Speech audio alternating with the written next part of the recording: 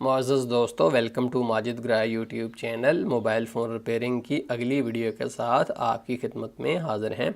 दोस्तों, इस वीडियो के अंदर हम कोई भी मोबाइल फ़ोन हो उसकी type C USB charging port तब्दील करना सीखेंगे। तो दोस्तों, पहले तो अक्सर मॉडल्स के अंदर माइक्रो USB आ रही थी। अब जो है नई इन्वेंशन जो हुई है वो है टाइप सी। टाइप सी जो USB है, इसकी ये यहाँ जो पिन होते हैं, पॉइंट्स होते हैं, ये ज़्यादा होते हैं जब इसका कंपेयर किया जाता है माइक्रो USB से।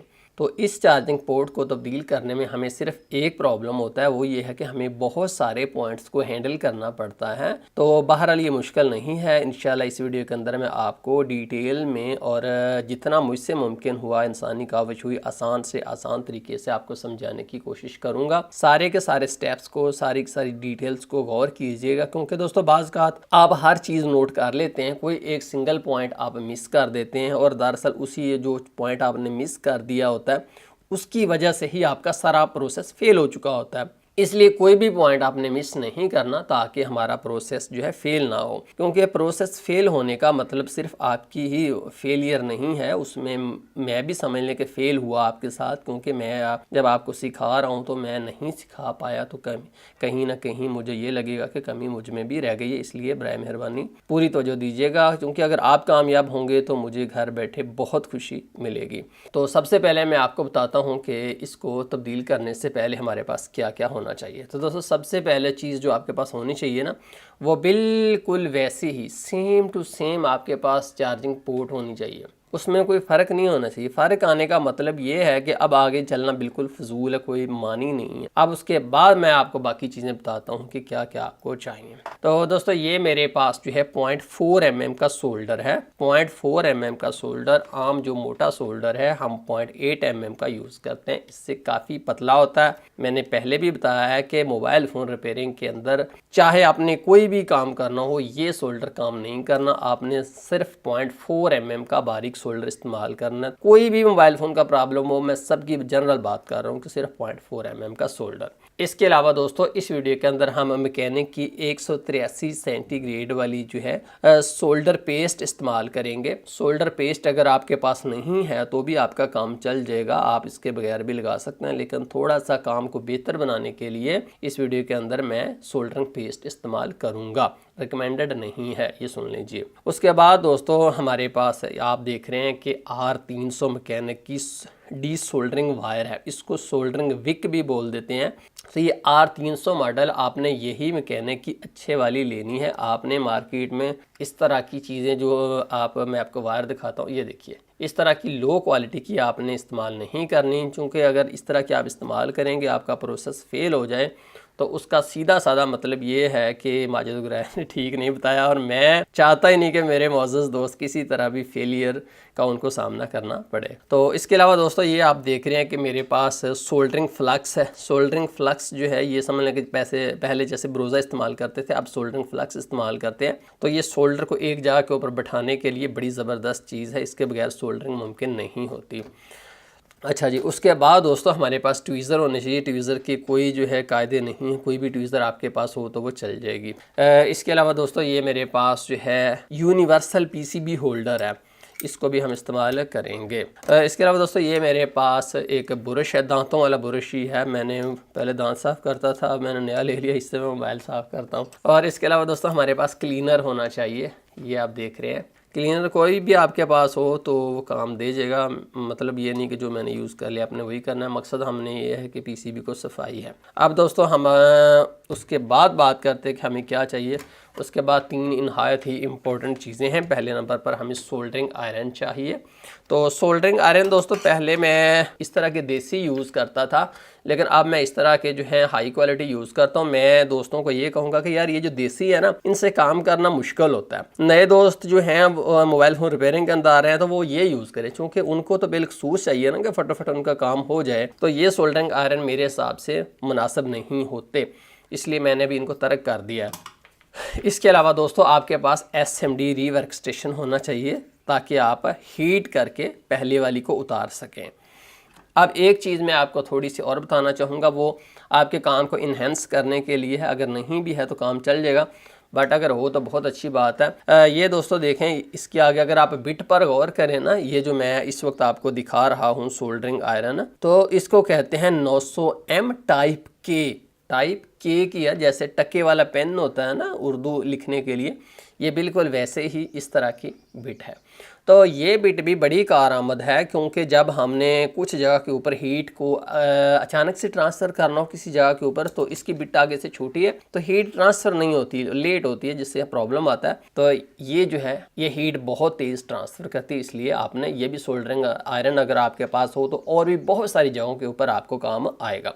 इसके अलावा दोस्तों इस वीडियो के अंदर मैं मैकेनिक की MC75T माइक्रोस्कोप भी इस्तेमाल करूंगा। इसमें से आप जो वीडियो देखेंगे कुछ हिस्सा जो है इस माइक्रोस्कोप के ऊपर लगे डिजिटल कैमरे से रिकॉर्ड किया हुआ होगा। तो माइक्रोस्कोप इस्तेमाल करने के दो मकसद हैं। पहला मकसद ये है कि आपको वाज़ेह तौर पर पॉइंट्स और डिटेल्स समझ में आ सकें, और दूसरा मकसद ये है कि हम आसानी से काम कर सकें। तो दोस्तों ये जो चार्जिंग पोर्ट है टाइप सी, ये बदलने के लिए माइक्रोस्कोप रिकमेंडेड नहीं है, ज़रूरी नहीं है। आप माइक्रोस्कोप के बगैर भी काम कर सकते हैं, जस्ट मैग्नीफायर लैंप भी आप इस्तेमाल कर लें तो आपका काम हो जाएगा। सबसे पहले दोस्तों आप यूनिवर्सल पीसीबी होल्डर को अपने सामने रखें, और ये हमारा छोटा सा पीसीबी है, इसको हम इसके अंदर कस देते हैं। ये देखिए यहाँ से टाइट कर देते हैं। तो दोस्तों ये जो पीसीबी होल्डर है ना, ये बड़ी ही फ़ायदेमंद चीज़ है, इसके बगैर हम अच्छे तरीके से काम नहीं कर सकते, इसलिए मैं रिकमेंड करूँगा कि हमेशा पीसीबी होल्डर इस्तेमाल कीजिए। उसके बाद दोस्तों ये देखें कि ये सोल्डरिंग फ्लक्स है, अभी मैंने आपको दिखाई थी, ये हमने सिर्फ उधर उधर लगानी है जहाँ पर पॉइंट हैं। तो देखिए कुछ पॉइंट यहाँ पर पॉइंट है, यहाँ पर भी है, यहाँ पर भी है, वहाँ ही मैं इसको लगाता जा रहा हूँ, और मैं इसको यूँ कर देता हूँ हाथ से ताकि ये सारे पॉइंट्स के ऊपर फैल जाए। अब दोस्तों मैं अपने बाएं हाथ के अंदर SMD वर्क स्टेशन लेता हूँ, और अपने दाएं हाथ के अंदर मैं ट्वीज़र लेता हूँ और पीसीबी को अपने सामने रखता हूँ, और यहाँ से मैं इसके ऊपर हीट देनी शुरू कर देता हूँ। मैंने इस वक्त जो है 420-30 सेंटीग्रेड टेम्परेचर रखा हुआ है, और 75% मैंने हवा खोली हुई है। इसके ऊपर डायरेक्ट मैं हीट देता जा रहा हूँ, मैं हीट को घुमाता जा रहा हूँ। एक की जगह के ऊपर मैं हीट को कंसंट्रेट नहीं करूँगा, क्योंकि एक ही जगह के ऊपर हीट को कंसंट्रेट करने का मतलब ये है कि उस जगह के ऊपर हीट ज़्यादा हो जाएगी, जिसकी वजह से वहाँ से पीसीबी भी फट सकता है और हमारा प्रोसेस भी फेल हो सकता है। हमारी चार्जिंग पोर्ट आसानी से उतर चुकी है। अब दोस्तों नई चार्जिंग पोर्ट लगाने से पहले यहाँ से इन पॉइंट को क्लियर करना ज़रूरी है। जैसा कि आप देख रहे हैं कि ये सुराख भी बंद है, ये भी सारे के सारे सुराख बंद है, इसलिए ये जो मेरे हाथ के अंदर नई चार्जिंग पोर्ट है, ये इसकी फिटिंग यहाँ पर नहीं आ सकती, ये अंदर ही नहीं जाएगी। तो इसलिए इन पॉइंट्स को साफ़ करना इंतहाई ज़रूरी है। तो साफ़ करने के लिए मैं आपको सबसे आसान टिप जो है वो पहले दूँगा, वो है दोस्तों मैकेनिक की R300D सोल्डरिंग वायर आपने यूज़ करनी है। इसमें से आपने एक छोटा सा पीस काट लेना है। अब हम दोस्तों ये डी सोल्डरिंग वायर का एक छोटा सा पीस है, इसको मैं यहाँ पर इस पॉइंट के ऊपर रखता हूँ। पॉइंट के ऊपर रखने के बाद ऊपर से मैंने सोल्डरिंग आयरन रख देना। तो दोस्तों मैंने जैसा कि आपको पहले ही बताया था ना कि आपने सोल्डरिंग आयरन जो है वो टाइप के की बिट यूज़ करनी है, काम जल्दी और आसान हो जाएगा। इसके ऊपर रखिए और यूँ फेरिए, पॉइंट खाली हो गया। यहाँ पर रखिए, फेरिए, पॉइंट खाली हो गया। यहाँ पर रखिए, ऊपर से फेरिए, नहीं हुआ, अभी और ट्राई कर लीजिए थोड़ी सी, पॉइंट खाली हो गया। यहाँ पर अभी भी थोड़ा सा सोल्डर मज़ीद बाकी है, और ये लीजिए सारे के सारे दोस्तों हमारे पॉइंट यहाँ से खाली हो गए। अब एक दफ़ा आपने यहाँ पर फेर के यहाँ से भी सोल्डर को उठा लेना है। किसी पॉइंट के ऊपर सोल्डर हमने रहने ही नहीं देना, हमने बिल्कुल फ्रेश अंदाज में दोबारा काम करना है।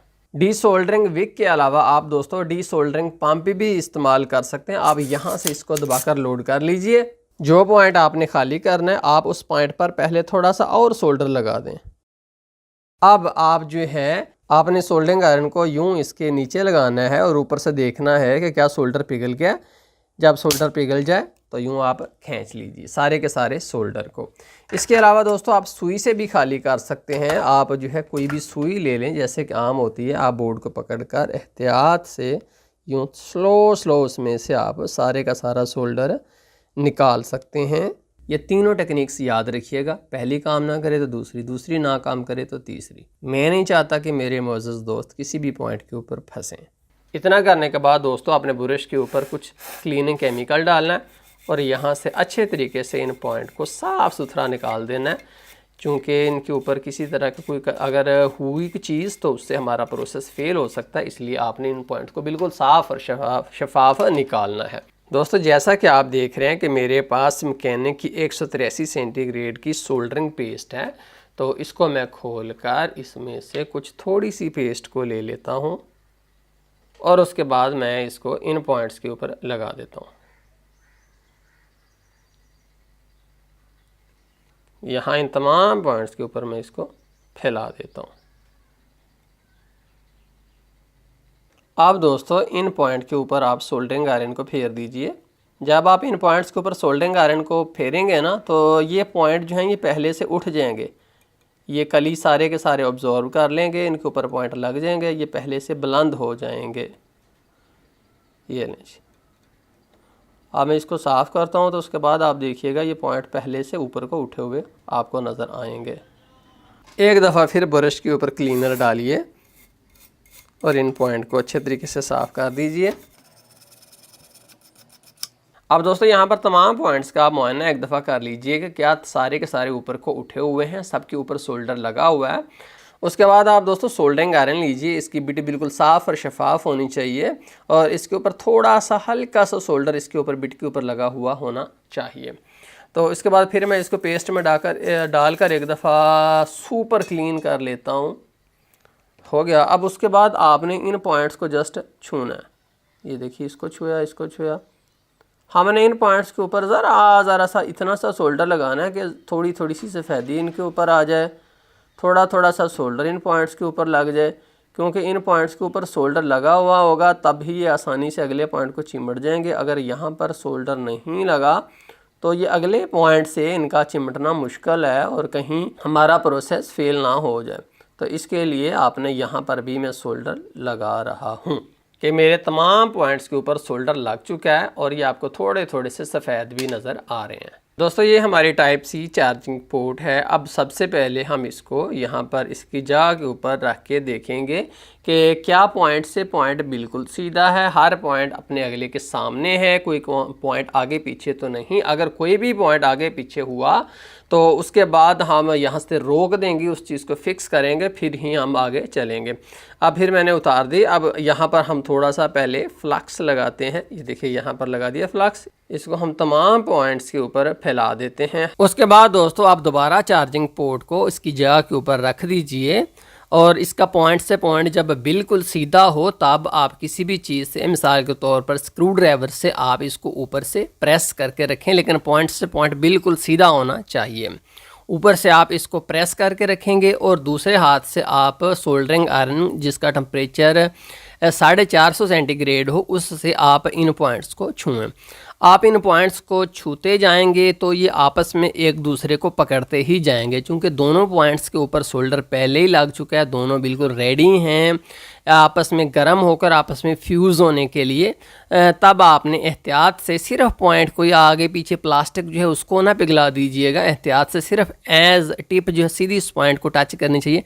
बार बार आप एक तरफ से दूसरी तरफ और दूसरी तरफ से पहली तरफ इनको बारी बारी छूते जाएं, पॉइंट आपस में फ्यूज़ हो जाएंगे।